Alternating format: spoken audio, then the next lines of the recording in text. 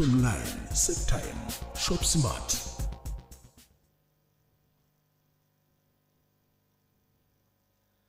Ibihe byiza kuri mwese mukomeje gukurikira gahunda zitandukanye za TV na Radio 1. Umwanya rero w'ikiganiro tugiye kubana mu gihe nibura wenda cy'isaha n'igice tugiye kubana n'abatumirwa batandukanye dufite muri iki kiganiro. Ni ikiganiro cy'ubukungu birumvikana, tugiye kuganira n'abantu bo muri BDF. Mwakunze kubaza ibibazo byinshi kuri BDF ugasanga akenshi twebwe ubwacu ntabwo tubifitiye ibisobanuro, ariko byabaye ngombwa ko dutumira abantu bo muri BDF noneho nyirizina bakaza bakabyisobanurira, bakabibabwira, bakababwira ibyo ari byo, hanyuma mukaza no kubabaza ibyo bibazo byose mwatubazaga n'ibyifuzo birumvikana. Ubwo turaza kuvuga BDF, murayizi abantu bose bamaze kuyimenya, kuko niyo turi mu kiganiro kitari BDF akenshi usanga mutubaza BDF. Ubwo rero birumvikana ko mufite amakuru menshi kuyiturusha, ariko noneho bagiye kubasobanurira ibibazo byose mwibaza kuri BDF. Nge ndi Fulgence Kizuhera nk'ibisanzwe rero, ndi kumwe n'abatumirwa batandukanye, ndi kumwe n'umuyobozi mukuru wa BDF imoso bwanjye. Vincent, waramutse? Waramutse. Mwakwibwira abadukurikiye? Nitwa Vincent Munyeshyaka, ndi umuyobozi mukuru wa BDF. Urakoze cyane, tuguhaye ikaze muri iki kiganiro. Turaza kubana ukaza gusobanurira abantu ibibazo bitandukanye bifuza n'ibyifuzo, ariko n'inzira banyuramo kugira ngo bashe kugira kuri aya mafaranga arunze ahantu. Turabisobanura. Murakoze cyane. Turi kumwe kandi na Karine. Karine, nawe turakwakiriye muri iki kiganiro. Ibwire nawe abadukurikiye kugira ngo bazi kumva ibyo bari buze kukubaza cyangwa se aho bari buze kwerekeza ibitekerezo byabo. Nitwa Karine Mugwaneza, nkuko abashinzwe imenyekanisha bikorwa muri BDF. Urakoze cyane. Reka rero tudatinze duhite duhira ku muyobozi. Vincent, turagira ngo banze ubwira ubibutsa abantu BDF niki, ubundi ibayeho gute, se ni ikigega kirimo amafaranga, se ni banke, se niki? BDF niki ko ahantu hose ugira umuntu akavuga ngo ngewe nageze gutya muri BDF, ngewe najyanye umushinga muri BDF, ngewe byagenze gutya muri BDF. BDF niki? Murakoze. Ndagira ngo muri rusange asobanure BDF icyo ari cyo, ariko banze nsobanure ko hari n'ubushakashatsi twakoze muri uku kwezi kurangiye, aho twabazaga abanyarwanda inzego zitandukanye kugira ngo twatoranyijemo abagenerwabikorwa bagiye babona serivisi za BDF.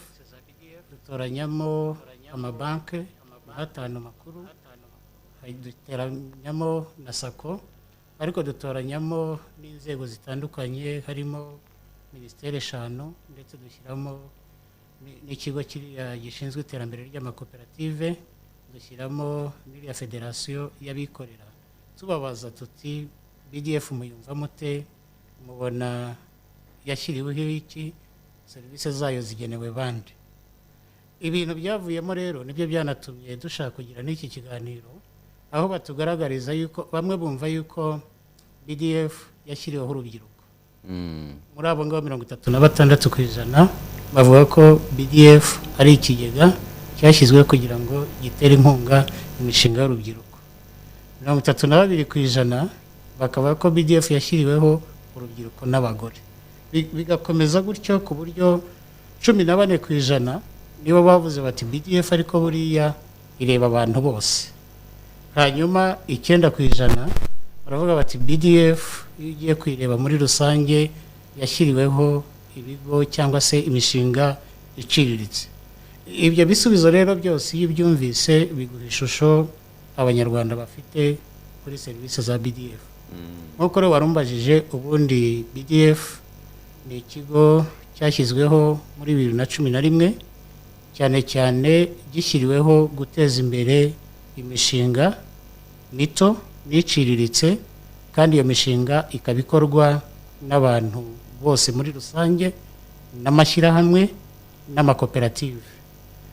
Ugasanga ari inshingano ya BDF ya mbere yari ukugira ngo hakemurwe ikibazo cyari kiri mu rwego rw'imari rwacu, ikibazo kijyanye n'ingwate.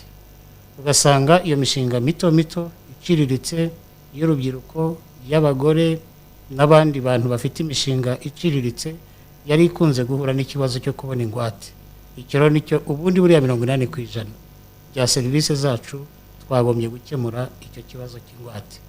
Ariko noneho hazamo n'izindi nshingano zijyanye n'iyo ya mbere kuvuga ngo n'ubundi n'iyo mishinga igomba no gufasha mu guhanga umurimo ku buryo BDF ibikora kugira ngo hahangwe imirimo.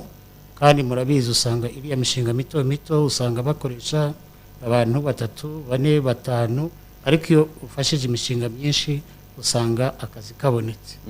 Ariko hakazamo n'ikindi kibazo nyine aricyo cyanajyanye muri bya bindi navugaga mbere cyo kuvuga ngo ariko nubwo serivisi z'imari zimaze gutera imbere mu Rwanda kuko ubu ngubu 93% bazigeraho, ariko iyo ugiye mu byiciro byihariye nk'abagore, urubyiruko, abafite ubumuga,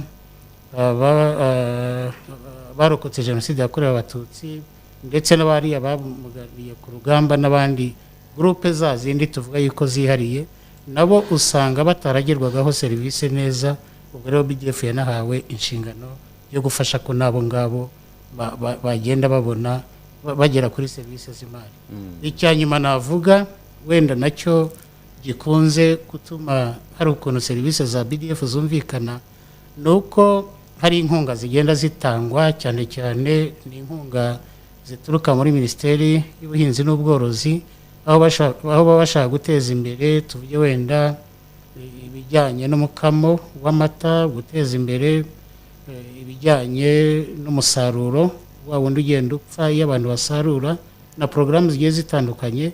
Aho noneho BDF buriya ni ikigega gifite ubunararibonye bwo gucungira abandi amafaranga yabo, ku buryo twafashaga mu gutanga ayo mafaranga ku bagenerwabikorwa nk'impano.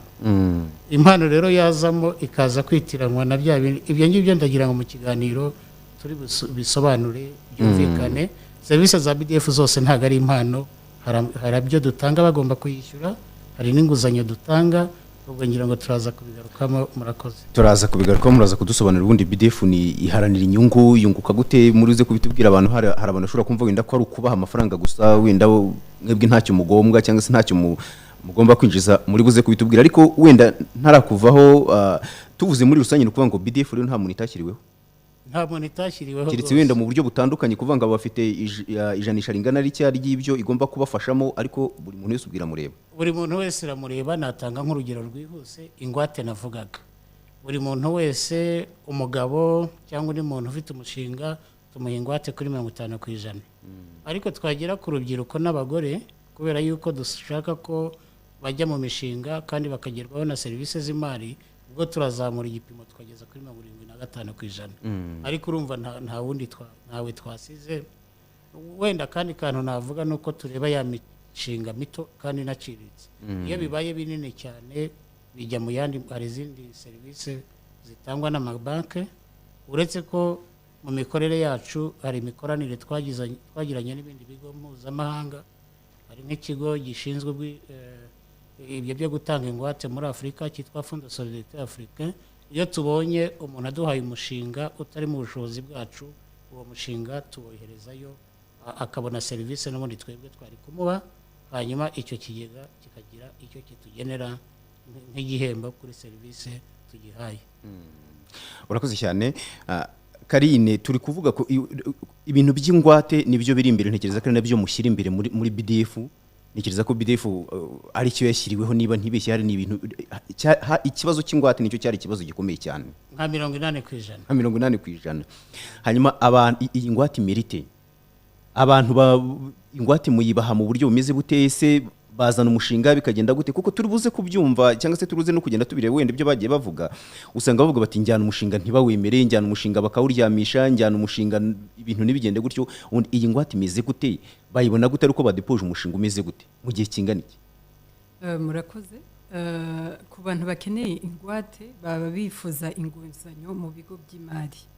Ikigo cy'imari cyose bagana, yaba sako, yaba banki nini, yaba microfinance, bo bakora umushinga wabo nk'undi muntu wese ukeneye inguzanyo akagana ikigo cy'imari bakorana.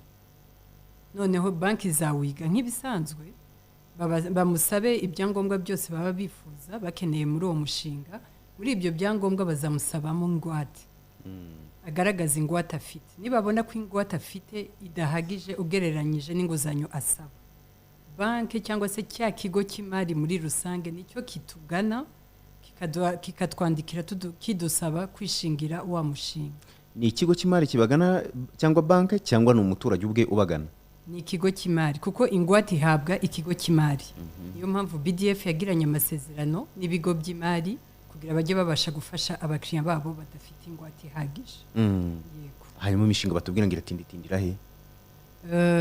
Ibyo biragoye gusubiza kuko hari umwanya umushinga uzamara mu kigo cy'imari bawiga bawusesengura, ariko niyo uje iwacu dufite abandi banaliste nabo bashinzwe kongera bakanyuzamo amaso bakarebana cyane cyane ya ngwate yatanze ni iyihe, ifite akahe gaciro, ese akeneye ingwate inganite. Urumva hari analyse yo kuri banke, hari na analyse yo kuri BDF.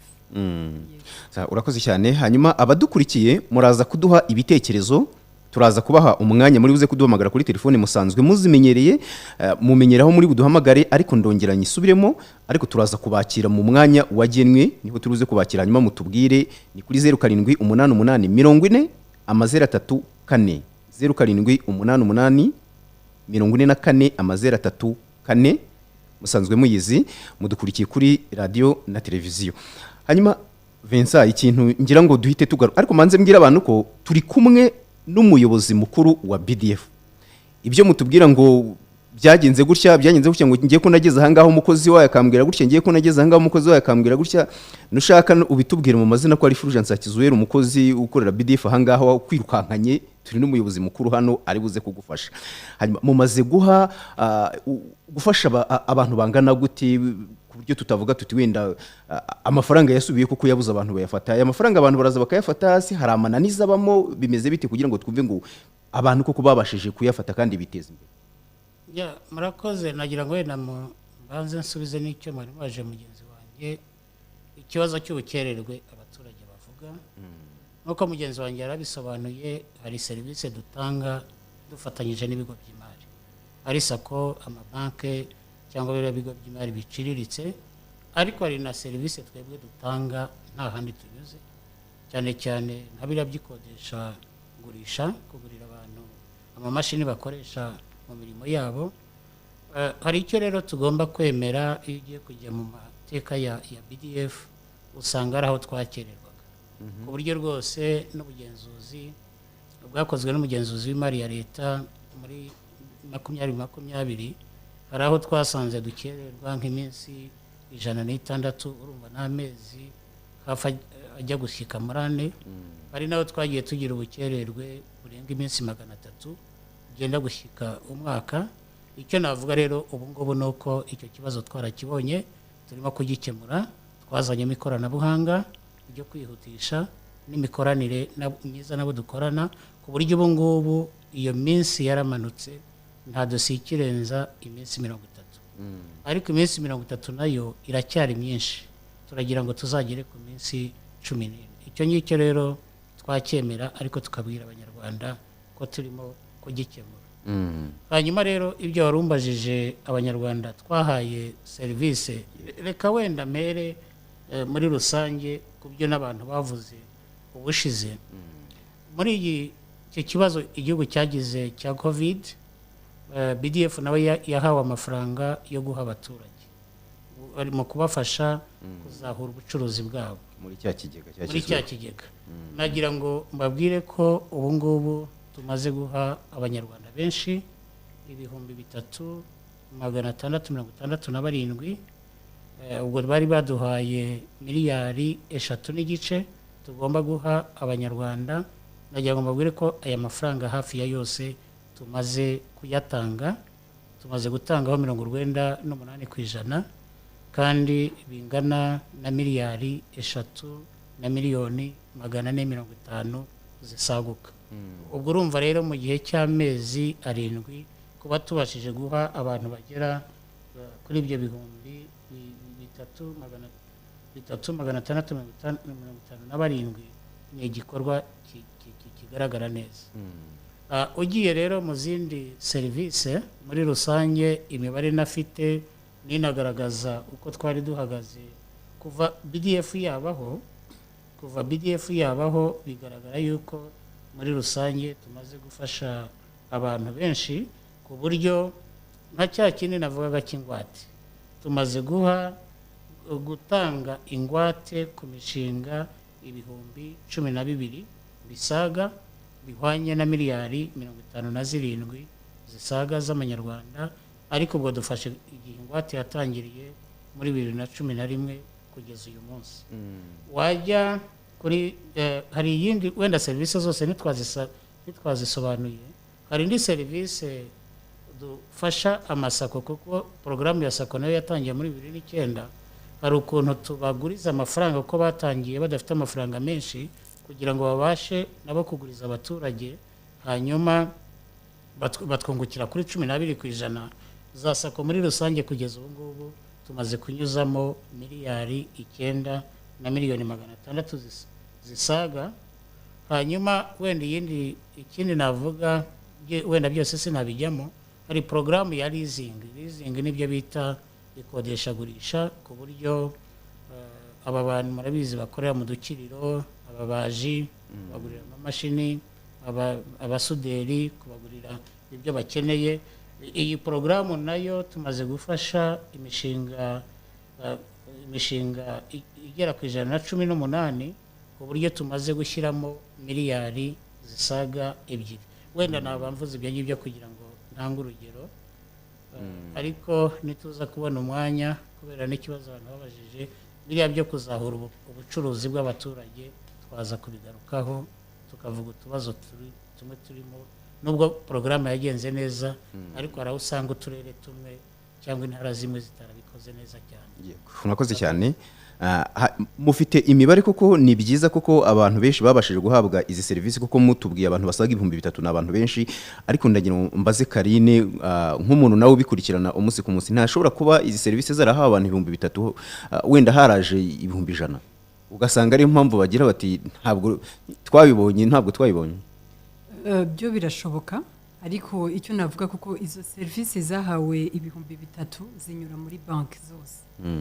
Ni ukuvuga ko imishinga yose inyuze muri banki ntabwo ariko tuyimenya. Tumenya ya mishinga banki yatwohereje cyangwa se ikigo cy'imari muri rusange cyatwohereje gikeneye ubufasha bwa BDF. Yego, iyo niyo tumenya. Kandi ibi 3,000 yaravuze ni kuri serivisi yo kuzahura ubukungu bwazahajwe na covid. Exactement. Donc izo ngizo iyo zinyuze muri banki ikazemera, zinyura muri BNR yazemeza koko zahuye n'izo ngaruka za covid, akaba ari bwo ziza muri BDF. Urumva iyo yageze muri BDF niyo tumenya akenshi imyinshi irahabwa. Iyo byamazwe kwemezwa na BNR no ku bintu byose biba byasuzumwe, irahabwa ingwate. Hanyuma ababagana noneho badaciye mu bigo by'imari cyangwa mu mabanki bakaza, bo biba bimeze biti n'abantu bameze bati bahabwa serivisi zimeze zitiyo baje? Okay, nkuko CEO yari yabivuze, dufite serivisi nyinshi dutanga muri BDF, kandi uburyo tuzitanga ni mu buryo bubiri. Hari babandi banyura mu bigo by'imari, ahanini ni ingwate. Hakaba noneho izo zindi aho abantu batugana kuri BDF. Izo ngizo harimo ikodesha gurisha nkuko CEO yarabivuze. Hakabaho n'indi bimeze kimwe, ariko yo nto ku bantu navuga ko bamaze nk'umwaka batangiye, nayo twita micro lease. Hakabaho agribusiness ku bantu bari mu buhinzi n'ubworozi. Ndumva ahanini ari izo ngizo navuga, aho batugana directement kuri BDF tukiga imishinga yabo. Nimbara bakeneye imashini runaka bakatwereka proforma zaho bazakura izo mashini, kuko nibo bazishakira.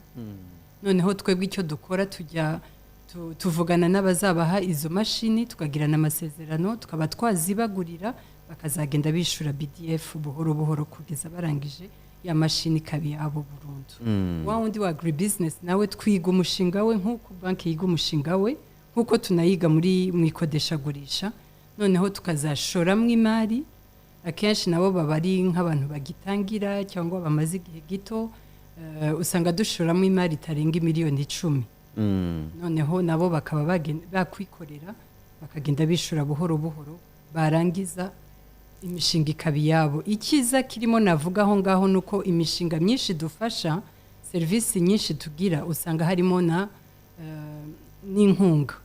Nimba umuntu yishuye neza, nta mananiza tuvuge yabayemo, nta bindi bibazo byabayemo, ariko bigaragaza ko kutishura bituruka ku bushake bwe iyo agiye yubahiriza amasezerano uko twayavuganye usanga iyo agiye kurangiza tumuha inkunga biterwa na serivisi ariyo ishobora kuba ari inkunga ya 25%, ishobora kuba ari inkunga ya 30% bitewe na serivisi yabonye yariyo. Ibyo byose tubikora mu rwego rwo kugira tuborohereze mu kubabazanyo ntibaremere. Yego ninde umugira inama rero ngewe ndicaye Fulgence Hakizwera ntangiye umushinga ndavuga ni wenda ndashaka guhinga cyangwa ndashaka korora ndashaka gukora ibi icyo gihe ndi bwerekeze hehe nderekeza kuri banki nderekeza kuri BDF ashobora no kwerekeza kuri BDF nkuko yanerekeza kuri banki twese turahari kugira tubafashe iyo rero atuganye aradufite abajyanama muri BDF ariko dufite n'abasesenguzi muri BDF iyo afite umushinga nk'uwo icyambere nuko we ubwe agomba kubaza umushinga ashaka gukora ntabwo BDF tuzawumubwira noneho akaza akasabira information zose zishoboka akatubwira umushinga we n'uwuhe arifuza kuwukorera he noneho bakaba bamugira inama ya service yabona yariyo bakurikije umushinga we kumwigira umushinga n'amafaranga cyangwa kuwusuzuma kuwiga nko kuwukora cyangwa se kuwiga yamaze kuwukora akawutuzanira ashaka ubufasha naho yawukora keretse wenda turutse muri banki ntekereza ko ari wese umushinga yazana wose mugomba kuwigaho kuwiga bisanzwe umushinga yawukoze ntabwo awishura ahubwo tubereyeho nyine kugira tuwige turebe nimba ari umushinga uzunguka ari umushinga uzabyara inyungu cyangwa se uzanatanga akazi mu bandi kuko ibyo nibyo bintu by'ingenzi tureba afite isoko uzabyara inyungu azabasha kwishura eswe azahakaza abandi kuko ibi byose bibereyeho kugira tubashe kugabanya ubushomeri mu gihugu ntabwo twishuza hari imishinga mudafata hari simbizi y'ubucuruzi murayifata y'ubucuruzi turayifata ni imishinga yose yego hanyuma ubwo impamvu nkubajije icyo ngicyo ndaje dusubire kwa siyo hanyuma ariko icyo ngira ngo utubwire hari abatubwira bati nacuruzaga ndangije ngiye gusaba amafaranga kubera ko nahuye n'ikibazo iki cyorezo cya COVID-19 ubucuruzi bwanjye cyarabwishe nacuruzaga gutya ariko yajya muri banki bakamubwira ngo tugomba kuguca amafaranga yo kwiga umushinga sinzi niba icyo kibazo ntabwo mwinjira mu mikorere y'amabanki ariko hari umuturage uhita agenda no akavuga ko nacuruzaga uyu mushinga barawigaho iki ko nari nsanzwe gucuruza n'ubundi barangiza bakamuca n'amafaranga hari n'abagiye batubwira ati bakambwira ngo shyira amafaranga uyashyireyo gutya ni ingwate nibiki se gutyo yarangiza ugasanga arimo ariteranya ibibazo yahuriye muri banki n'ibyo muri BDF abo bantu mubafasha iki cyangwa mwababwira iki muri aka kanya ibibera muri banki nta control nini tubifiteho ariko iyo bahuye n'ikibazo cyangwa se bashaka kumenya nimba umushinga wabo uzunguka wabasha kubona nk'inguzanyo tuvuge twe turababwira tubagira inama ariko ni ku bwacu ntabwo bivuze ko ibyo tuvuze agiye muri banki ariko byaba icyo ahanini no kureba no gutangira bakagira imikoranire n'ibigo by'imari nicyo cy'ingenzi kuko n'ikigo cy'imari kiba kigomba kwizera wa muntu yego cyo navuga nuko babanza bakagirana imikorere n'ibigo by'imari ariko bashatse kumenya ko twabafasha nka BDF nanone batugana wa mushinga tukawureba tukawunyuzamo amaso tukaba twababwira ko ku bwacu tubona yuko twabasha kubafasha cyangwa se hari ibyo akibura ku buryo bitashoboka kuko n'iwacu ubwira tubafashe hari ibyo bagomba kuzuza kugira bazabashe kubona kuri serivisi ya BDF. Urakoze cyane. Vincent dutangira twavuze tuti BDF noneho niba ari byo ni y'abantu bose. Ariko se bitewe n'ubushobozi wenda bw'umushinga wabo cyangwa se bw'amafaranga bari gusaba cyangwa se bw'iyo ngwate bari gusaba ubundi mwishingira umuntu ku muntu ufite umushinga w'igishoro kingana gute nabafite menshi nabafite make n'umushinga muto n'umushinga munini uwo mutarenza n'uwuhe uwo mutajya munsi n'uwuhe murakoze ngira ngo nari nabisobanuyeho ko BDF muri rusange nubwo ireba abantu bose ariko yibanda ku mishinga mitoya n'iciriritse itari minini cyane no kuvuga ngo ayo tutarenza imishinga tutarenza bitewe na service bifuza no mushinga utarengeje miliyoni 500 z'amanyarwanda ariko ubwo n'uwa miliyoni 1 n'ibihumbi 600 800 kuzamura icyo tutarenza ni miliyoni 500 ariko mu byerekeye ingwate nibyo nabwiye ko dufite amasezerano aho umuntu aduhaye asabye ingwate irenga miliyoni 500 dushobora kubimureberamo tukabiha cya kigo nababwiye akaba ari cyo kimuha service natwe bakatwishyura ku mafaranga kuri serivisi twabahaye. Ariko nagira ngo nongere ku byo mugenzi wanjye yavuze, mwamubajije ikibazo cya mbere cyo kuvuga niba ntabo twangira abantu, nagira ngo mvuge ko ni ibintu bibaho kandi ndabaha n'imibare, ni nako business igenda.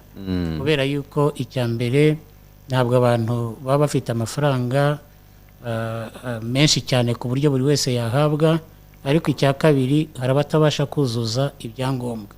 Nka biriya 3,657 twahaye, nagira ngo mbabwire ko twari twakiriye dosiye zirenga aho ngaho, ku buryo abo tutasubije, abo twahakaniye ni 1,188, bingana na 31%. Impamvu nta kibazo byateye cyane nuko imishinga yazaga ari myinshi kandi tukabasubiza vuba vuba, ku buryo mubona ko amafaranga tumaze kuyakoresha kuri 98%. Ikindi nakongeraho ni icyo mwabajije kijyanye niba duca amafaranga abantu twigiye imishinga. Hari inzego ebyiri. Urwego rwa mbere ni uko umuturage iyo yateguye umushinga, nk'uko wari wabibajije, uwo mushinga igitekerezo niba ari umushinga dufatanyijemo na sako, ajya kuri sako, ashobora no kuza ku ishami rya BDF. Nagira ngo nibutse yuko dufite amashami hose mu gihugu, nibura ishami rimwe mu karere, ku buryo rero iyo umuturage azanye umushinga we ari BDF ari sako, dusabwa kumurebera mu mushinga we, ibibura tukabimubwira akaba yabishyiramo aho kugira ngo tumusubizeyo. Hanyuma niba tureba naho atize neza wenda ku rwunguko, iyo mibare tukayiganira nawe, kubera ko imishinga ariye, ibyo ngibyo rero bikorerwa ubuntu nta kibazo.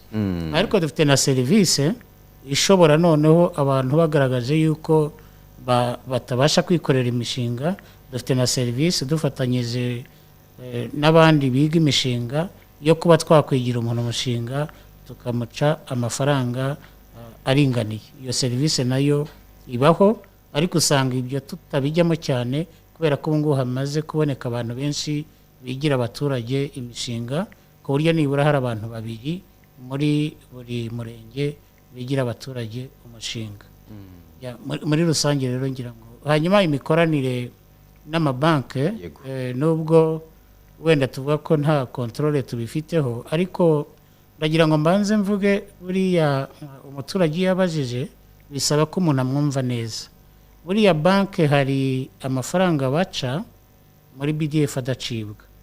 Tuvuge niba ugiye gusaba inguzanyo kugira ngo bige dosiye yawe, hari aho usanga baguciye 20,000 kugira ngo nk'ayo mafaranga. Rero umuturage agomba kubyumva ko arimo gukorera ntabwo ari ayo kwiga umushinga, ahubwo nuko na dosiye ye yasuzumwe n'abantu.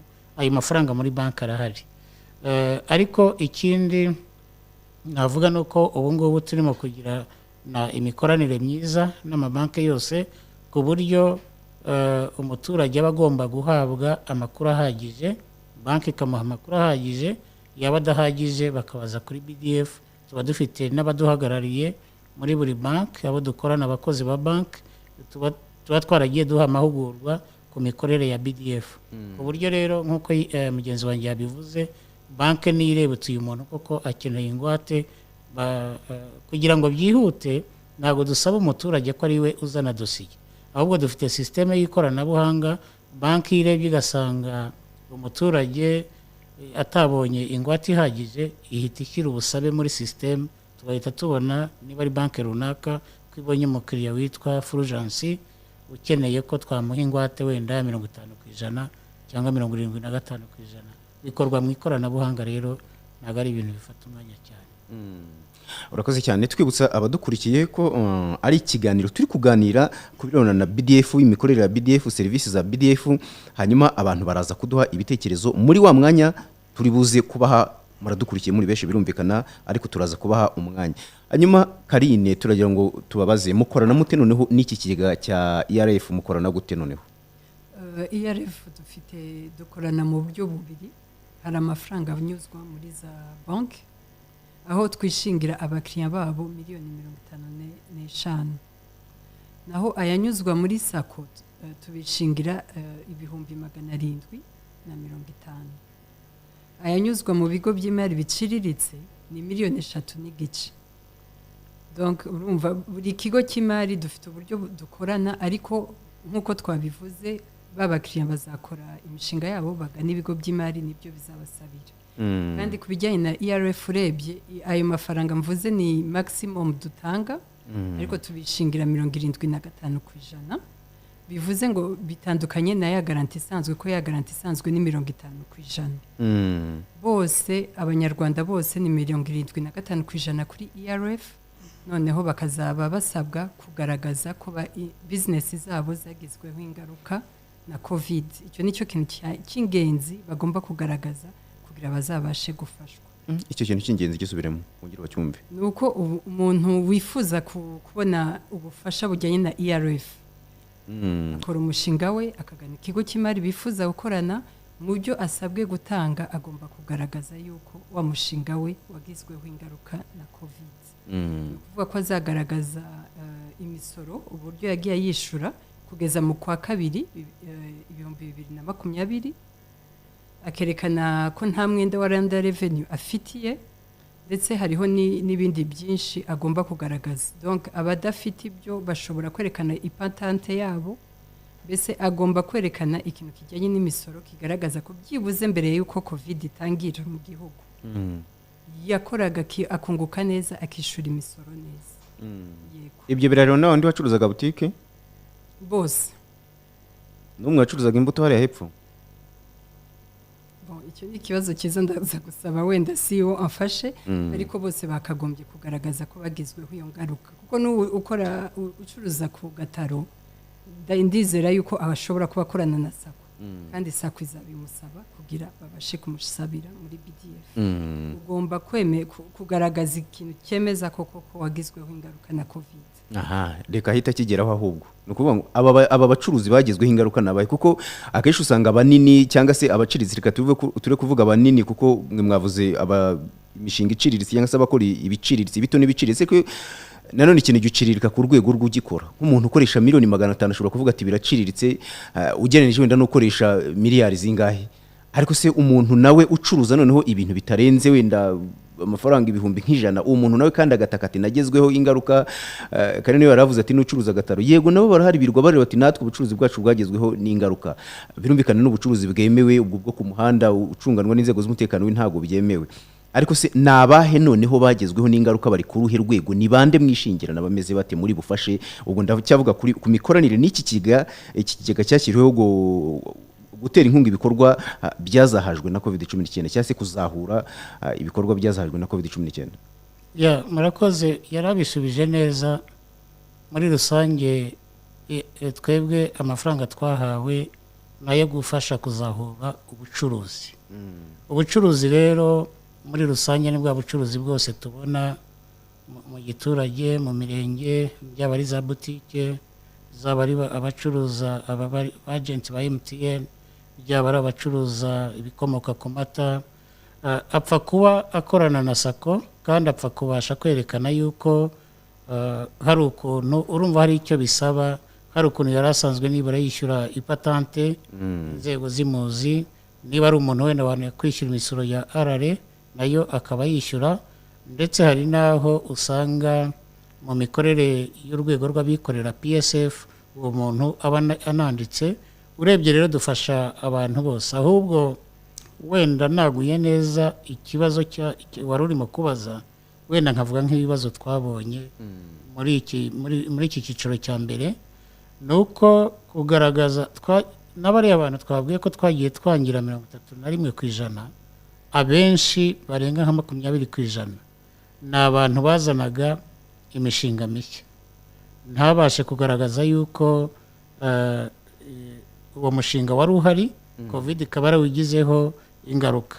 Ariko n'abandi, hari n'ikindi kibazo cyavutse, hari abakoraga ubucuruzi ariko mu mabwiriza yo kwirinda COVID ugasanga ubwo bucuruzi burafunze. Uburyo nk'abantu bacuruzaga ibintu by'utubari, za restaurant nazo hari igihe zagiye zifungwa ubundi zigafungura kugeza ubu ngubu nk'abantu bacuruzaga utubari ntabwo babashije kubona kuri aya mafaranga.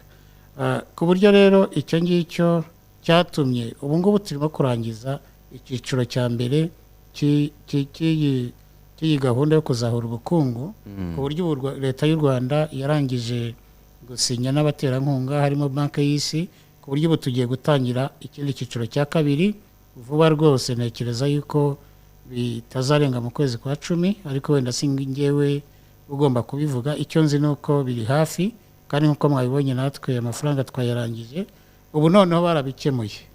Ubu icyiciro cya kabiri kizajya kireba n'imishinga mishya, ku buryo mu cyiciro cya mbere nk'umuntu tuvuge yabaga akora ubucuruzi bwa restaurant, yabona ko bumunaniye bugizweho ingaruka na covid, atureka mihindure we nacuruza amata cyane ko izo restaurant hari igihe zageze zitari gukora. Yego. Cyangwa nk'ubacuruzaga akabari no tubari igihe tumaze duhagaritse abivuyemo ahindura undi mushinga. Nk'uwakabari yahindura yaza tukamubwira ngo umushinga ni mushya.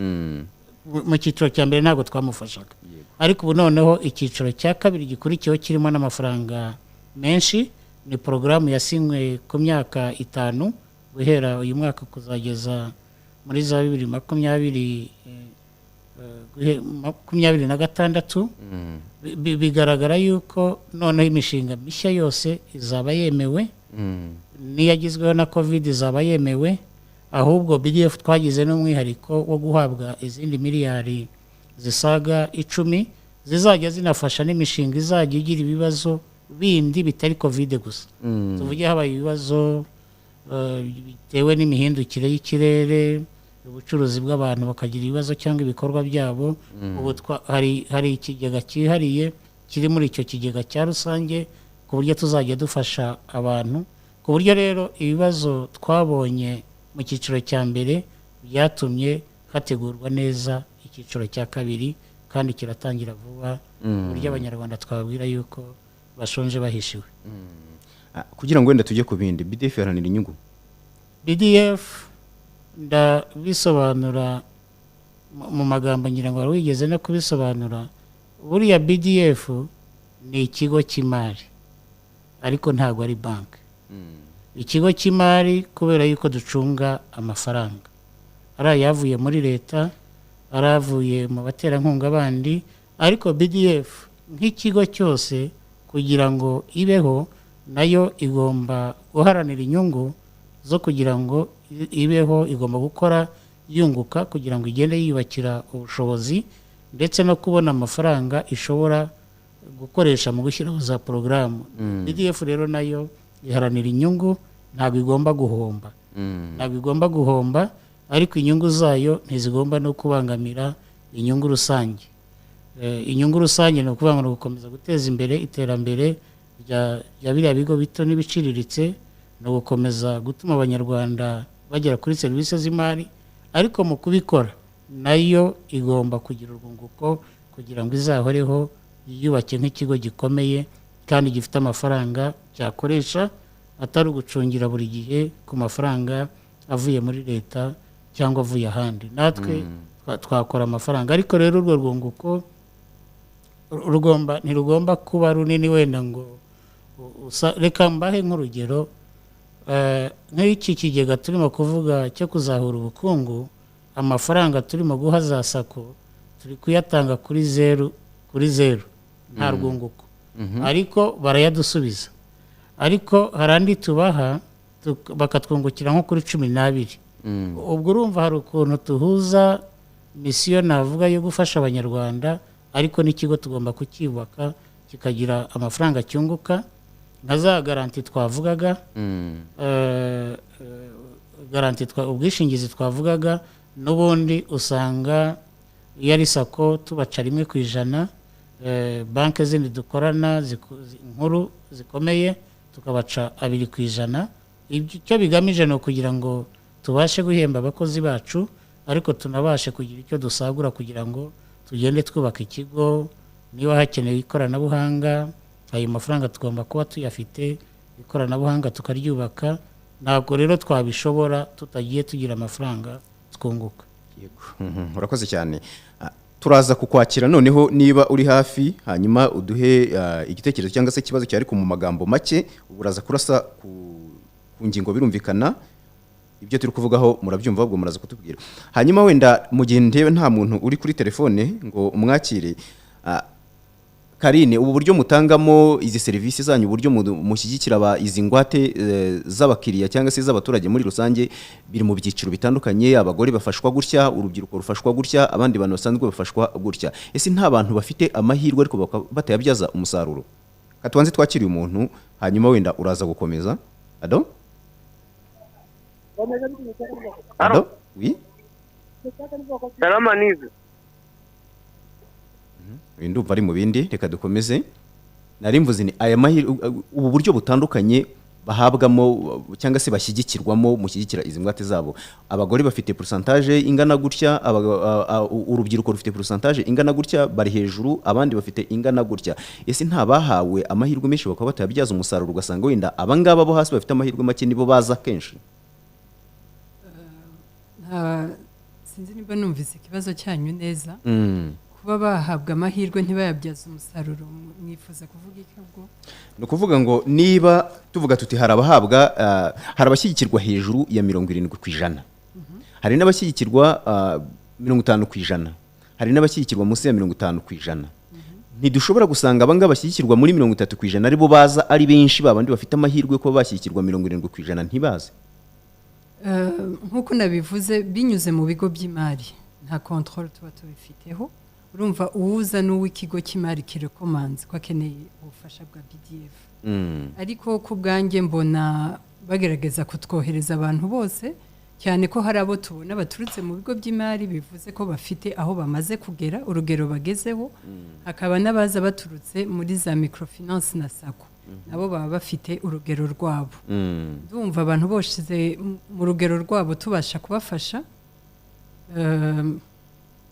icyo numva nabivugaho murabafasha kuvuga ngo ntabafite amahirwe bananirwa kuyabyaza umusaruro icyo nakongera ko byavuze hari ibintu bibiri tubona icya mbere ntabwo abantu bafite amakuru angana hari abo ubu ngubu twashyize imbaraga muri ibintu byo kumenyekanisha serivisi za BDF dukora mu buryo butandukanye tugenda duhura n'inzego nko mu minsi ishize twari twahuye n'abahagarariye urubyiruko n'abagore ariko hari abo usanga rwose amakuru afite arayo yabwiwe n'undi muntu kandi wenda akayamubwira amuca intege ku buryo bigaragara ko hari abantu batitabiraga kubera kutagira amakuru.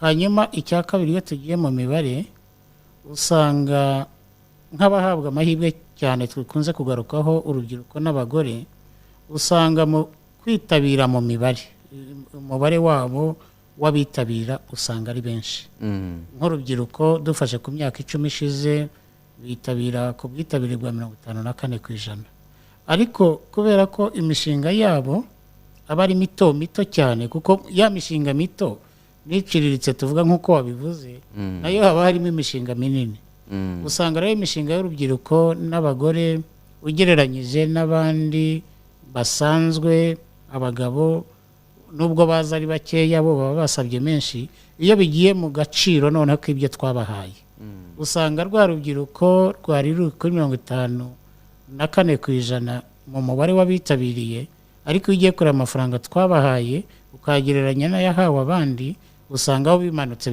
bikaza muri za 23% kubera yuko abandi basabye wenda ari bake ariko bafite imishinga isaba amafaranga menshi icyo rero nacyo turakibona ariko icyo cyo ntacyo gitwaye cyane bakomeje bagasaba ari benshi igifite icyo gitwaye turimo no gukoraho no kugira amakuru bakagana serivisi zacu hakorwa iki rero kugira ngo abantu bamenye aya makuru kuko buri wese hari n'ubibwirwa n'umuntu umwe wahuye n'ikibazo wenda wajyanye umushinga w'ibikanga cyangwa se utarahawe serivisi nziza byaba binyuze kuri cya kigo cy'imari cyangwa kuri banki yarangiza akabwira ati ntuzirirwe ujya hariya rwose ibintu ntabwo bimeze neza mukora iki noneho ngo aba bantu bamenye aya makuru y'ukuri dukora byinshi icya mbere hari ibiganiro ku maradiyo n'amateleviziyo akurikirwa n'abanyarwanda benshi ariko icya kabiri dufite amashami aduhagarariye akorera muri buri karere uretse muri iki gihe cya covid akorana n'inzego z'ibanze muri nka ziriya za nteko z'abaturage kujya gusobanurira abaturage ariko noneho muri rusange tugiye no mu bindi wenda navuga ko bijyanye mu ikoranabuhanga usanga dufite website ubu ngubu twatunganyije iri mu cyongereza no mu kinyarwanda ku buryo dushyiraho amakuru ariko tugira n'ubundi buryo tugenda tugaragaza ibyo dukora ahubwo ngira ngo wenda Karine sinzi niba byibuka icyagaragaye mu buryo tumenyekanisha ibintu byacu ubona abantu benshi mu bo twabajije ngewe byaranantunguye abantu barenga 86% amakuru ya BDF barayafite ariko noneho icyo wibaza ikibazo aho kiba ni ayahe makuru bafite ni bya bindi wabazaga hari uyafite kubera yabwiwe n'undi yabwirwa n'undi wenda niba aganiriye n'umuntu wabonye serivisi nziza muri BDF akamuha amakuru meza akaba yakwitabira niba huye n'ikibazo muri BDF akamuca intege nawe akabata ahubwo BDF ntabwo nzajyayo so ariko ikintu cyatugaragariye BDF abaturage barayizi ahubwo tugomba kubaha amakuru yandi y'impamo ngira ngo abanyamakuru nimwe mukunze kuvuga ngo amakuru atariho ivumbi y'ukuri ubwo rero dukoresha na social media imbuga nkoranyambaga nazo turazikoresha ariko icyo navuga ngira ngo na Karine n'ibyo ashinzwe tugomba kubishyiramo imbaraga kuko bigaragara ko abantu bakeneye amakuru ya nyayo urakoze cyane hanyuma Karine no muri BDF umukiriya ni umwami ubwo nimbivuga gutyo hari abantu basanga bari gutera urwenya bagira bati wenda ntibavuga kuri BDF harabavuga bati ahantu hamwe twasanze umukiriya afatwa ko atari umwami ni mu ishuri umuntu aba ari umukiriya ariko ntabwo afatwa nk'umwami barakwirukana baraguhana bagira bati nta hantu ubundi umukiriya yagakwiriye kuba hano ni ukuvuga ngo niba banki zihaguruka zikajya gushishikariza abantu ngo nimuze mutugane namwe ubwanyu murashishikariza abantu bati muragira muti nimutugane rwose tubafashe turabikora nk'uko siwe yarabivuze mbere ya covid twarabikoraga cyane aho twamanukaga tukajya kuri terrain tukajya kubashishikariza tukababwira ibikorwa bya BDF twakundaga kubikora dufatanyije n'inzego z'ibanze bakadufasha gukangurira abo bantu bakadufasha ndetse no kubahamagara bakabwira uyu munsi BDF izaba ihari aha n'aha tukagenda tukabasanga tukabasobanurira izo nteko z'abaturage aho inzego z'ibanze zihura n'abaturage babo baradutumiraga hose tukajyayo twarabikoraga ariko kuva aho covid itangiriye niho ibintu byabaye nk'ibihagarikwa cyangwa se bigenda gake ahanini hagakoreshwa za social media nk'uko nabivuze turabizi ko na social media itagenewe abantu bose ariko urebye uburyo tubikora dukoresha channels zose zishoboka kugira ducommunique niyo mpamvu turi hano kuri radio na television TV1 Radio 1 kugira tubashe kubabwira icyumweru gitaha tuzajya ku zindi radio zitandukanye kugira tukomeze dukangurire abantu ari nako dukomeza gukoresha iyo website na social media abantu kugira babashe kubibona nari nirinze kubaza ngo ni zihe ngorane muhura nazo muri ibi bintu ariko uko byagenda kose zirimo iyi mishinga ntayo mwishingira igahomba ibyo ntabwo byabura irahari itari mike imaze guhomba yihombye bitewe n'ibyo na service bahawe hari uburyo hari procedure zindi zikurikizwa nka garanti icyo gihe banki ziratwandikira ku buryo wa muntu twishingiye tubasha kuba twakwishura banki iyo ari imishinga batuganye naho kuko dushoramo imari tugomba umukiriya umufatanyabikorwa cyangwa se rwiyemezamirimo agomba kugira uruhare mu mushinga we kugira azafate bya bintu nabivuga gute mbese azabishiremo imbaraga siwo yigeze kuvuga ati hari abantu bumva ko ari amafaranga y'ubuntu ntabwo ari ay'ubuntu agomba kugaruka kugira ejo n'ejo bundi amufashe nanone ashatse kwagura cyangwa se afashe n'undi munyarwanda wese rero icyo gihe tubasaba kugira uruhare rwabo ndetse tukanabasaba n'ingwate kugira bumve ko bagomba gukora koko bakunguka bakagenda bishura naho ubundi bahita batakaza ya ngwate yabo. Yego turabikora, hari procedure bikurikiza. Yego urakoze cyane. Hari igihe kigeze kubaho muri BDF abantu benshi barakibuka, namwe murakibuka ahantu amafaranga yigeze kubura abayahabwa. Simbizi niba abantu barabuze icyo gihe byigeze kuba, wenda Imana ishimwe ko ngo mutubwira muti tugeze ku rwego rungana gutya, amafaranga ageze kuri pourcentage ingana gutya ashira, icyo gihe yigeze gusubizwayo, icyo nacyo cyabaye ikibazo gikomeye. Ubu ngubu murishimira ko kuba amafaranga yaratanzwe ari menshi, serivisi zatanzwe neza mu byukuri? Murakoze, ngira ngo nizo nshingano zacu zo kugira ngo serivisi zitangwe neza kandi zigere kuba zagenewe. Nk'uko rero mwarimu bivuze, ariko ikibazo cya mbere niba nta mishinga yagiye ihomba irahari, ku buryo byagiye bigira n'ingaruka kuri rwa rwunguko rwa BDF mwarimu igeze kuvuga. Ariko ubu ngubu birimo gukorwa neza, wenda ntabwo bujye mu mibare n'uko bikorwa kuko wenda si ngombwa kubijyamo cyane, ku buryo ubu ngubu birimo kuvugururwa, ndetse harimo n'ikibazo cy'uko tutanagaruza amafaranga twahaye abaturage. Ubu kuva mu kwezi kwa mbere twashyizeho porogaramu ifatika, ku buryo ubu ngubu tumaze kugaruza mu mezi 8 tumaze kugaruza miliyoni zirenga 800. Hanyuma ikindi waruvuze component cyanyuma warumbajije cyakijyanye icyanyuma nari mvuze nti hari igihe byigeze kubaho ko amafaranga abura icyo akoreshwa. Ubu ngubu muratubwira rwose ijanisha ko rigaragaza ko amafaranga yakoreshejwe cyane.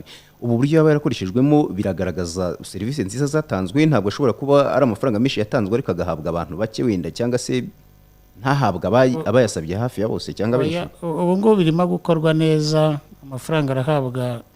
Ngira ngo twabahaye n'imibare, buriya guha abantu amafaranga 4,000 mu mezi angahe bisaba imbaraga nyinshi, kandi ugasanga ko ari abaturage twahaye mu gihugu hose, batari intara imwe cyangwa akarere kamwe. Aho twigeze kugira ikibazo kitararangira 100%, turimo gutunganya za ministeri zadufashije, ni ya mafaranga yagenerwaga abo dufasha dutera inkunga kugura ibikoresho bakorera mu dukiriro. Bagiye haza amafaranga menshi, ugasanga twakoreshejeho 30%, twakoreshejeho 20 na kangahe ku ijana. Ubu nababwira ko tugeze kuri 66%, ku buryo umwaka tubona uzarangira tuyatanze. Ikibazo cyabiteye bwa mbere nuko twari twaratoranyije abantu bakeya, tukavuga ngo dufashe abari mu bubaji, dufashe abari mu budozi, ariko ubu ngubu twagiye twongeramo za ministeri zatwemereye yuko twakongeramo n'abantu barimo gutunganya umusaruro w'ubuhinzi, abantu bari mu bucuruzi bw'imboga n'imbuto. Muzi yuko binafasha kugira ibyo twohereza mu mahanga, ku buryo ubu ngubu kuba barafunguye bakatwemerera yuko twafasha benshi, ntidukomeze kureba abari mu bubaji gusa n'ubudozi. Birimo gutuma ingengo y'imari irimo gukoreshwa neza, igera kuri benshi kandi igera hirya no hino mu gihugu. Hari abantu bagiye baca mu buryo butandukanye, kuko iki kiganiro cyatamuka kuri radio na televiziyo, ariko n'imbuga nkoranyambaga zose za TV1 naho iki kiganiro kiri gutambukaho. Hano tubaje ati ese ubu buryo aya mafaranga atangwa cyangwa se uburyo abantu bishingirwa ni ku rugero rungana mu turere twose?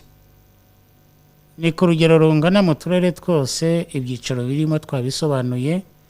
Urubyiruko, abagore kwishingirwa ni 75% y'inguzanyo basabye, abandi bose ni 50%, kandi bigera mu gihugu hose no ku bantu bose. Ni ukuvuga ngo ntabwo hashobora kuba hishingirwa cyane wenda cyangwa hitabwaho abari mu mujyi wa Kigali kurusha abandi? Oya, ahubwo ngira ngo nabivugaho nko muri iyi gahunda yo kuzahura ubukungu, bitugaragarira ko umujyi wa Kigali uri inyuma. Ku mafaranga tumaze gutanga za miliyari 3 na miliyoni 400 zisaga, umujyi wa Kigali ufitemo 6% gusa. Intara ya mbere ni y'Iburengerazuba ifitemo 36%, ni miliyari 1 na miliyoni zisaga 227. Intara ya kabiri ni y'amajyepfo ifitemo 26%, ifitemo nka miliyoni zisaga 850 n'izindi. Intara ya kane ikaba iy'amajyaruguru, yo ifitemo nka 18%. Hanyuma umujyi wa Kigali wo uracyari muri miliyoni zitaragera kuri 200. Mbahaye nk'urugero, akarere amafaranga yagiye mu karere ka Rutsiro aruta amafaranga yagiye mu mujyi wa Kigali wose. Akarere ka Rutsiro? Yego. Kiretse niba yagiye wenda mu bikorwa by'ubuhinzi, wenda twavuga tuti wenda kireje kirimo ibikorwa by'ubuhinzi n'ubworozi kurusha umujyi wa Kigali, niyo mpamvu hagiye amafaranga menshi. Ntago mwarebye icyashingiweho ubwo? Icyashingiweho nibyo nagira ngo nsobanure. Icyashingiweho ni porogaramu turimo gushyira mu bikorwa mu bukangurambaga dufatanya n'inzego z'ibanze. Hanyuma mu gushyira mu bikorwa tugafatanya na za sako. Byatugaragariye rero ko mu mujyi wa Kigali inzego z'ibanze n'imirenge sako bategereye abaturage cyane ngo babasobanurire iyi gahunda. Ku buryo byadusabye rwose kugira ngo ubu ngubu turimo kuvuga ngo umujyi wa Kigali ugeze kuri 6%, mu mezi nk'atatu ashize wari kuri 0.4%. Byadusabye kujya twigirayo Kicukiro, Nyarugenge, Gasabo, tugakora inama nabo. Byadusabye mu ntara gukora inama n'intara ari amajyaruguru nubwo bari ku mwanya wa 3. Iburengerazuba ho tumaze gukora n'inama zigera kuri 3. Amajyepfo nabo twakoze inama, ngira ngo tutatinze cyane kubera bayasabaga ahubwo tubona turangaye ashobora kuba ariho yajya gusa ni Iburengerazuba, ariko nabo ntago twabarenganyije, amafaranga bagiye basaba bagiye bayabona. So ikibazo rero cyari inzego z'ibanze ndetse na za sako kutegera abaturage ngo babasobanurire, kuko buriya ubukungu bwacu uko biteye ubu ibikorwa biciriritse biriya tuvuga bya SME buriya 80% biba biri mu mujyi wa Kigali. No kuvuga ngo n'ubundi amafaranga menshi yagombye kuba ajya mu mujyi wa Kigali, ariko kubera yuko ubu ngubu ariko turimo kuvugana bigaragara ko bazamutse. N'umujyi wa Kigali iyo uwujemo Gasabo niyo ifite imbaraga muri iyi gahunda kuko ifitemo 55%. Miliyoni muri miliyoni zigera ngira ngo muri miliyoni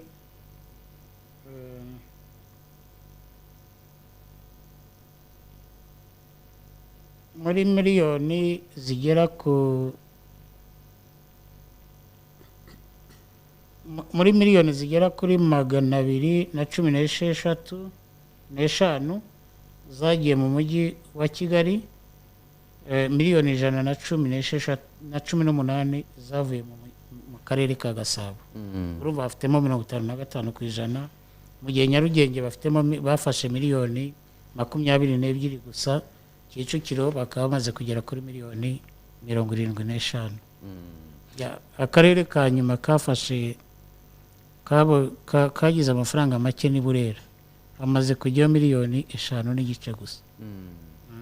Hanyuma umuntu wundi abajije ikibazo avuga ati bishingira umushinga mu gihe kingana iki? Ni ukuvuga ngo niba umuntu wenda afashe inguzanyo muri banki akabiyambaza ngo mushyigikire wenda ingwate uko nguko mubigenza, no kuvuga ni mu gihe cy'umwaka ni 2 ni 3? Murakoze. Ubu ngubu urebye twishingira umushinga mu minsi 14. Byatinze cyane dukora ku buryo mu kwezi umuntu aba yashubijwe. Ahanini ikikunda gutinza ibintu ni igihe dusanga hari ibintu, hari documents zigikenewe, noneho tugasaba wa mu client kujya kuzishaka. Iyo batinze rero bituma na wa mushinga utinda kurushaho. Yabaza bishingira umushinga mu gihe kingana, kiretse niba wenda ngiye mbyumvisha ukundi wenda no kuvuga ngo ngira ngo icyo warubaje nagisubizaho. Ubundi twishingira umushinga bingana n'igihe aboneye inguzanyo. Niba ari umushinga uzamara imyaka 2 tumwishingira iyo myaka 2, niba uzamara 3 cyangwa 5. Ariko uburyo twebwe tumubaraho kuko ku ngwate icyo dufata ni ni komisiyo ya 1% yari umushinga wanyuze muri sako cyangwa 2% mu zindi banki. Iyo komisiyo twebwe tuyimuca buri mwaka tugendeye ku mafaranga asigaje kwishyura. Tujye niba yatse miliyoni 5 mu mwaka wa mbere turashyiraho 1% za miliyoni 5, umwaka wa kabiri azaba yarishyuwe wenda byamanutse bigeze kuri miliyoni 4, tukagenda komisiyo twebwe tuyakira buri mwaka ariko tumwishingira bijyanye n'igihe banki yamuhaye nayo. Murakoze. Turagana hafi ku musozo ariko noneho ndagira ngo mutubwire noneho ni gahunda ziteganyijwe noneho cyangwa se ziri imbere za BDF. Mwigeze kubikomozaho ko hari byinshi bigomba guhinduka bigendanye cyane cyane wigeze gukomoza kubirebana n'imishinga mishya kuvuga ngo uyu mushinga wawe twasanze ari mushya, ibyo nabyo biri mu byo mugomba guhindura, ariko se BDF igomba gukora ite, ingamba mufite imbere niziye kugira ngo bashe kuvugurura imikorere nubwo tutavuze ko ari mibi ariko igihe cyose cyiza nacyo wakivugurura kikarushaho kuba cyiza? Yego murakoze. Ngira ngo BDF ubu ngubu uko ihagaze biragaragara yuko hari ibintu byinshi, hari gahunda nyinshi dufite zo kuvugurura kugira ngo twegere abaturage kurushaho, ndetse ku buryo mu minsi iri imbere, mu myaka iri imbere, BDF yagombye gushyigikira mu buryo bushoboka iterambere ry'icyaro, iterambere ry'ibikorwa bito bito n'imishinga mito mito, kubera ko iyo mishinga niyo ikura ikazavamo inganda. Ubwo rero icyo bidusaba, turakomeza kuvugurura amashami yacu akore neza, agire ubushobozi. Turakomeza kuvugurura na BDF igira abakozi bafite ubushobozi, ariko tunavugurure uburyo dukurikirana imishinga n'abagenerwabikorwa bacu. Ubwo rero biranasaba ko tuzakomeza gushyira imbaraga mu ikoranabuhanga, kuko ntabwo dushobora kubasha kwihutisha serivisi abantu bakomeje gukora mu buryo busanzwe. Turagira ngo ikoranabuhanga naryo rikomeze ritere imbere. Hanyuma ikindi nabwira abanyarwanda ni uko dukomeza kubashakira serivisi nshyashya tubaha. Hari iyi gahunda yo kuzahura ubukungu, nababwiye yuko ngubu natwe dufite gahunda y'imyaka 5 twagiranye na banki y'isi, ku buryo hari miliyari 51 zizinjira muri BDF zikaza gufasha ibikorwa bitandukanye. Harimo miliyari 30 zizafasha muri gahunda yo gutanga ingwate, harimo miliyari 8 z'amanyarwanda yo gufasha gukomeza kuzahura ubukungu, harimo miliyari 10 n'igice zizafasha none no kujya dushyigikira n'indi mishinga yagira ibindi bibazo bitari covid gusa, ariko harimo no gukomeza kubaka ubushobozi bwa BDF ikamera neza. Muri rusange rero navuga yuko kuva muri uyu mwaka kujya mu myaka y'imbere, BDF rwose igiye kwegera abanyarwanda, bayimenye kurushaho kandi ibahe serivisi ibafasha mu bikorwa byabo. Katwumviye umuntu wenda afite ikibazo cy'ubutirwa. Allo? Ntabwo turi kumwumva neza. Warusoje?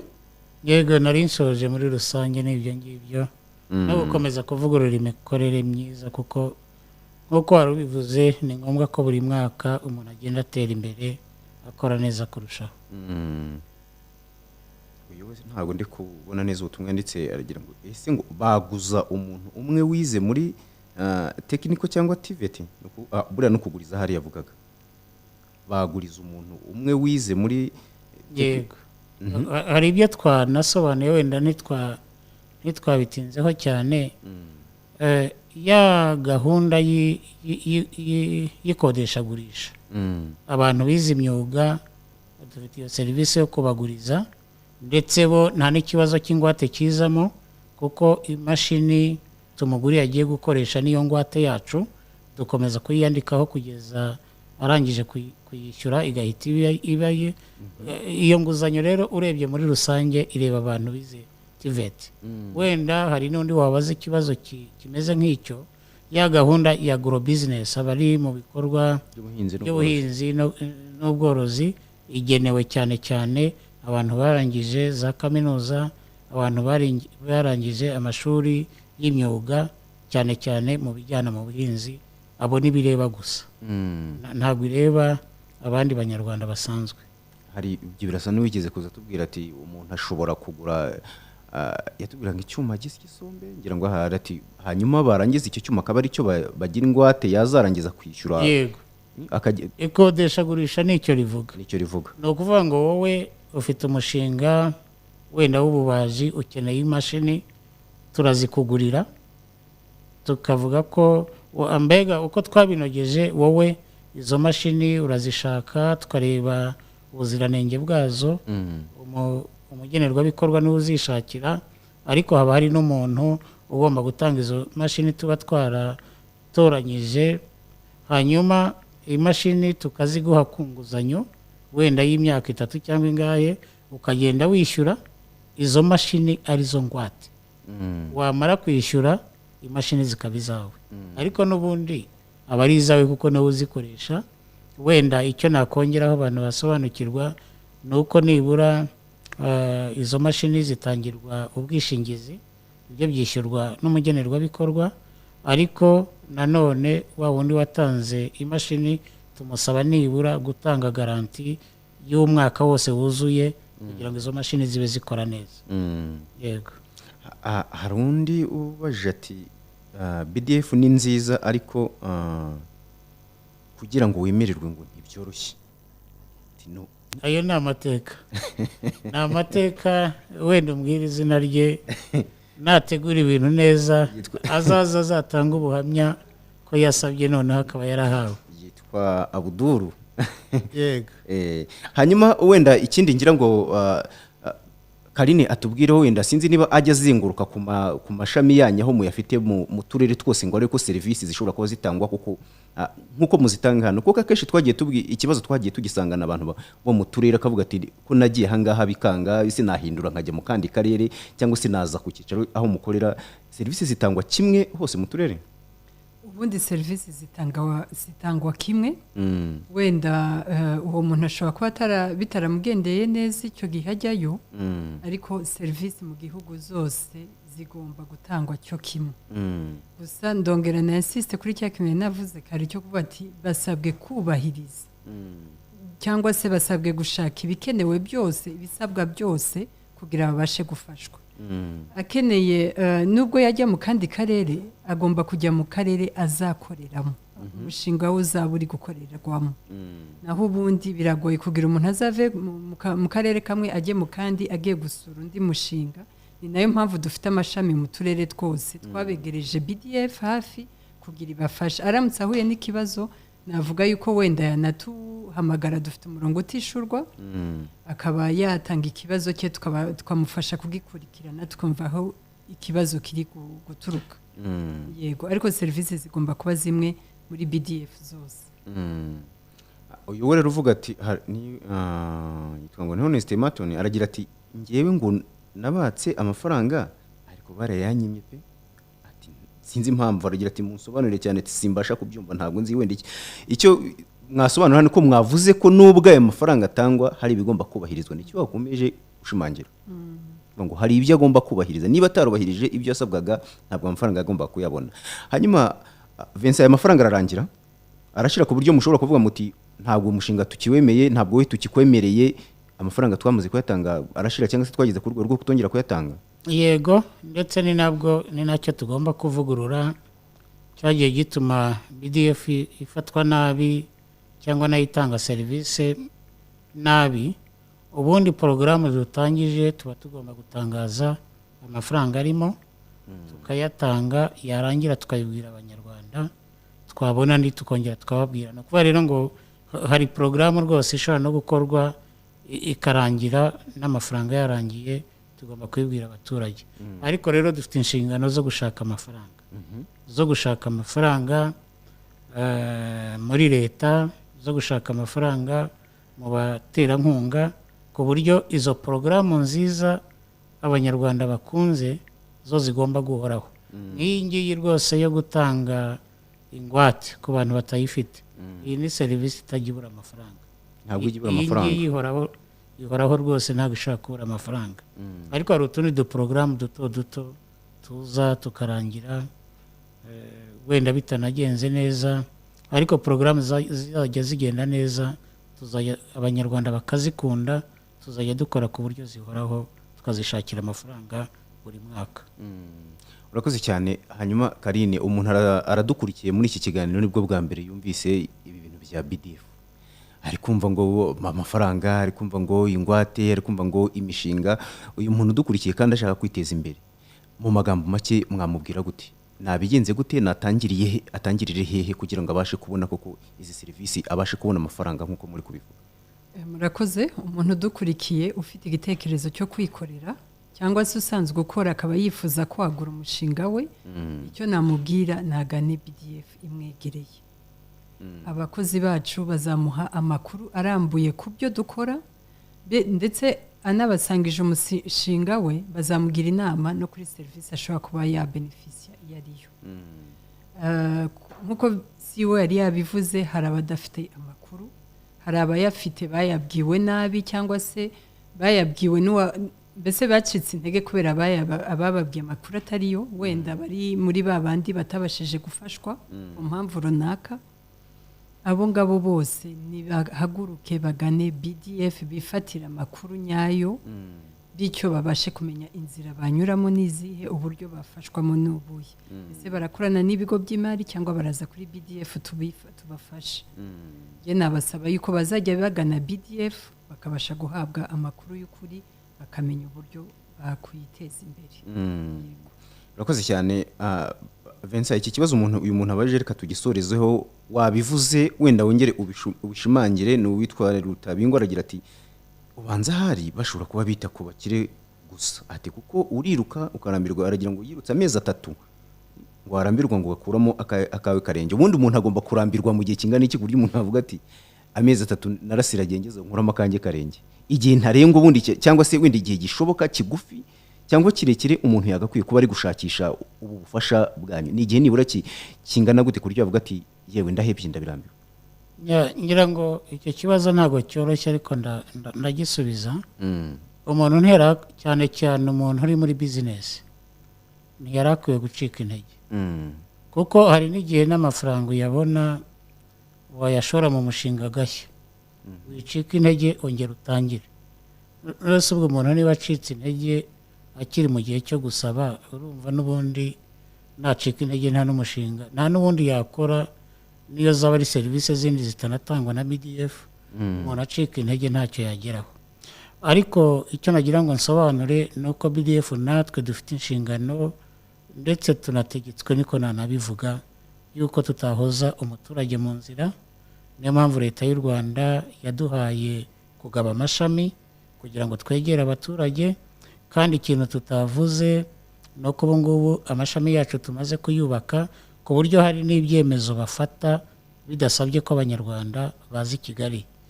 Nk'ubu ngubu mu minsi ishize amafaranga yose atarenze miliyoni 1 yemerezwaga ku rwego rw'akarere, ariko ubu ngubu inama y'ubuyobozi yacu yemeje yuko tuzamura bikagera kuri miliyoni 3.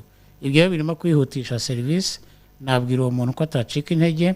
Hanyuma kuva ko dufasha abakire, ndagira ngo rwose wenda niba na ngombwa tubereke, dushaka kubabwira ngo uyu muntu yabonye serivisi muri BDF z'ibihumbi 200, uyu yabonye serivisi z'ibihumbi 500, uyu yabonye serivisi za miliyoni 100, uyu yabonye serivisi rwose ibyiciro byose by'abanyarwanda turabifasha. Ntabwo tureba ibyo by'abakire, icyo tureba nuko umuntu yuzuza ibyo asabwa, kandi tubasha kumufasha uko dushoboye kugira ngo abyuzuze. Ariko iyo binaniranye nta kindi twanakora, kuko n'amafaranga nubwo nayo ubwayo aba ahagije. Niyo mpamvu twigeze kubaha imibare yabo rwose twagiye duhakanira, kandi ibyo ngibyo ni ibintu bisanzwe n'ahandi hose mu yandi mabanki no mu zindi serivisi zose. Icyo tuba dushaka nuko zigera ku bantu benshi, bigakorwa ku gihe kandi bigakorwa mu mucyo. Umuntu agira ati ushobora gusaba izo serivisi ukoresheje ikoranabuhanga? Sintekereza hari ko yego birashoboka, ahubwo niryo dusigaye dukoresha ubu ngubu. Hari kugira ngo byihute, hari ikoranabuhanga twarishyize ku mashami yacu ndetse na sako n'amabanki dukorana, iryo koranabuhanga turarisangiye ku buryo niba uri Rusizi ushaka gusaba aya mafaranga runaka ujya kuri sako cyangwa kuri BDF, bahita babishyira muri systeme i Kigali tugahita tubibona, bakazakurikiraho gusuzuma ayo madosiye ndetse no kuyasuzuma. Dukoresha ikoranabuhanga, ku buryo ikoranabuhanga rishobora kukubwira ngo dosiye yawe uyu munsi yakiriwe, nyuma y'icyumweru bati dosiye yawe yizwe, yasanze yujuje byose, bikazageraho dutanga amafaranga. Ubwo buryo bwo kugenda tubwira abanyarwanda aho ibintu bigeze nabwo burahari. Wenda icyo navuga nuko hari igihe usanga butagera ku bantu bose, ugasanga wenda umwe telefone niba itaranditswe neza ubutumwa ntibumugezeho cyangwa bumugezeho butinze, ariko ubu ngubu ni ikoranabuhanga nk'uko nabivuze, kandi tuzakomeza kuryubaka no mu myaka iri imbere. Urakoze cyane Karine. Mu byo twavuze hari ikintu wumva cyihutirwa abadukurikiye bashobora kumenya muri akanya, ku buryo twavuga tuti ubutumwa bakwiriye kumenya bakabwongera ku byo twavuze nubwo ari byinshi? Twavuze byinshi uko wari ubivuze, yewe ndumva nta cyihutirwa kirimo uretse gushakisha amakuru. Bajye babihagurukira bashakisha aya makuru. Turahari mu gihugu cyose nk'uko CEO yabivuze, dufite ndetse n'umurongo utishurwa 4-7-7-7 inshuro 3, aho nanone bashobora kubona amakuru ya BDF. Icyo gihe bakamenya nk'uko nabivuze inzira banyuramo kugira bafashwe, hongera no gushimangira ko basabwa kuzuza ibisabwa kugira babashe gufashwa. Batabyujuje niho handi batabasha gufashwa, kandi bakaba ari bo bambere bajya guca intege abandi. Yego, twabasaba gutanga nabo amakuru y'ukuri, be kugira guca intege bagenzi babo. Yego turi kugana ku musozo, ariko ibitekerezo uyu aragira ati ari umuntu ku giti cye, ari n'abantu bishyizwe hamwe, ni bande bishyize hamwe, ni bande byorohera kubona serivisi? Bose byagombye kuborohera, byose byagombye kuborohera. Kandi nk'uko mwibuke ko twabisobanuye, BDF abifasha ni bande? Twavuze abantu ku giti cyabo, amakoperative, amasosiyete, abo bose. Wenda iyo abantu bishyize hamwe bagira imbaraga, ugasanga wenda niba banakeneye n'ingwate ntibakeneye nini cyane, ariko uburyo bwo kwiga dosiye no kuyisuzuma tukayirangiza, buriya ni uburyo bumwe. Rwose ahangaha nahatanga n'ubutumwa nko muri ariya mafaranga yo kuzahura ubukungu. Hari igihe ugira gutyo ugasanga sako imwe yohereje dosiye imwe isabira nk'abaturage 100, ubwo ni miliyoni 100. Ukabona indi ikoze dosiye imwe isabira umuturage umwe miliyoni 1. Rwose kandi uburyo bwo kwiga izo dosiye ni bumwe, aho bica ni bimwe. Usanga rero uwo nguwo wohereza asaba n'amafaranga make, kandi yari gusabira abantu benshi bikihuta, usanga hari ukuntu bimuhenda. Rwose icyo navuga ni uko byorohera bishyize hamwe kurusha umuntu. Yego, mu buryo bwo kuvuga ngo, ariko korohera si ukuvuga ngo nibo tubanza cyangwa iki. Ni ukuvuga ngo n'ubundi niba dosiye turi buyimareho iminsi 3, uko ingana kose tuyimaraho iyo minsi 3. Bigasaba rero yuko abantu nabo cyane cyane nk'ibyo ngibyo bisaba yuko nka za sako zajya zishyira hamwe amadosiye akazira icyarimwe, bajya babikoraho kugira ngo buri munsi bohereze dosiye imwe, ejo bohereze indi. Usanga rero muri rusange navuga yuko abanyarwanda bose, yaba ari abantu bari hamwe, yari umuntu ku giti cye, bidufata igihe kimwe kugira ngo tumuhe serivisi. Hanyuma ubutumwa bwa nyuma noneho mwasorizaho muri aka kanya muri iki kiganiro tugiranye, nubwo tuzongera tukabatumira kandi twizere ko muzaza. Ubutumwa bwa nyuma nuko nabwira abagenerwabikorwa ba BDF n'abanyarwanda muri rusange ko BDF ihari ku nyungu zabo, ko twivuguruye, dushaka kubaha serivisi zinoze, ahubwo tukabasaba kugira ubunyangamugayo. Niba amafaranga uyahawe hagasinywa amasezerano ko ayo mafaranga uzayagarura, uzayishyura, wenda harimo n'urwunguko, bigomba gukorwa gutyo. Ibintu byo kwitiranya ngo hari abo mwagiye muha imfashanyo iyo serivisi nayo ibaho ugasanga umuntu we ashatse kwihindurira ikintu ko ari imfashanyo kandi yarasinye amasezerano. Turagira ngo abantu bagire ubunyangamugayo bagaruza amafaranga, uko amafaranga agaruka niko twubaka ikigega, uko twubaka ikigega niko amafaranga aba menshi, noneho twongera twashyiriraho n'izindi serivisi bifuza. Ubwo rero tugirane imikoranire myiza kandi tugirane n'icyizere hagati ya BDF n'abagenerwabikorwa bacu. Yego, murakoze cyane rero. Abadukurikiye ndizera ko banyuzwe, ntihagire utekereza mu buryo wenda byaba byarigeze kutamugendekera neza. Nk'uko umuyobozi asoje abivuga, rwose abantu baze babagane, imikorere imeze neza, ibintu byarahindutse. Niba hari serivisi mbi ugeze guhabwa simbizi, nibaze bongere bagerageze barebe ubu ibintu birakunda, amafaranga barahabwa kandi ntabwo yenda gushira. Ndabashimiye rero kuba mwitabiriye mukaba mufashe uyu mwanya wose musobanura ibikorwa bya BDF n'uburyo abantu bagomba kubagana kandi bagafashwa. Ntabwo muri gusaba gufashwa, muri gusaba gufasha. Ubwo rero kuba mwafashe uyu mwanya wose kugira ngo abantu babashe kwitabira mubafashe mu kigikire imishinga yabo, ntekereza ko ari igikorwa kizima kandi turabibashimiye. Wakoze Karine mugwa neza ko witabira iki kiganiro. Mwakoze namwe kutwakira. Uzagaruka n'ubutaha. Yego. Nzamuboherereza. Uzamutwohereza cyangwa muzongere muzane cyangwa mutuzanire n'abandi. Wakoze nawe rero Vincent Munyeshyaka, ni umuyobozi mukuru wa BDF. Turagushimiye kuba witabira iki kiganiro kandi ukabasha gutanga ibisobanuro bitandukanye ku birebana na BDF. Murakoze cyane. Muzagaruka nk'uko mwabitwemereye mugitangira. Yego. Ndabashimira namwe mwabanye natwe muri iki kiganiro. Njye ni Fulgence Sakizwera, reka mbarashye gukomeza gukurikira gahunda zitandukanye za TV.